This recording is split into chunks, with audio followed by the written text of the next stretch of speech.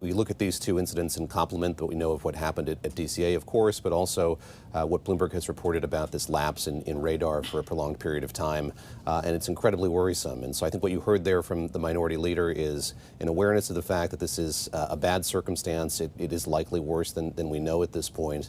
And I put to him quite directly at the top of that interview, I said, look, you have a transportation secretary who is saying it still is safe to fly. The issue here is just a shortage of staff, but fundamentally the skies are safe. I asked Chuck Schumer, would you say to Americans it is safe to fly? And he said he's not going to step on the FAA. If they maintain that that's the case, he's inclined to believe them. But I think that he's picking up on the fact that there are a lot of questions and nervousness surrounding that now. And I should say, I flew down here from LaGuardia. It is a different experience now flying into this airport outside Washington, D.C. The volume of planes coming in now is greatly reduced. And I think that the airlines themselves haven't kept up with that. So there are more delays than there were in the past. David, Scott Kirby at United is acting. Folks, EWR Newark is a United hub. It's like, off the top of my head, 60–70% United, maybe more. But David Gura, for all of our listeners worldwide as well, do you think other airlines will go like United, where they're talking about another 13 flights?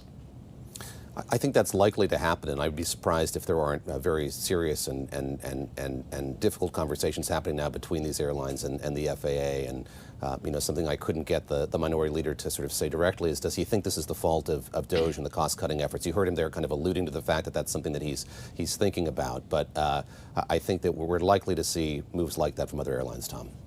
David, just in the last 5 minutes, Ryan Bean here at Bloomberg News reporting that the FAA has outlined plans to improve tech infrastructure and staffing levels for air traffic controllers that oversee flights bound for Newark after this critical outage, fuel disruptions for more than a week.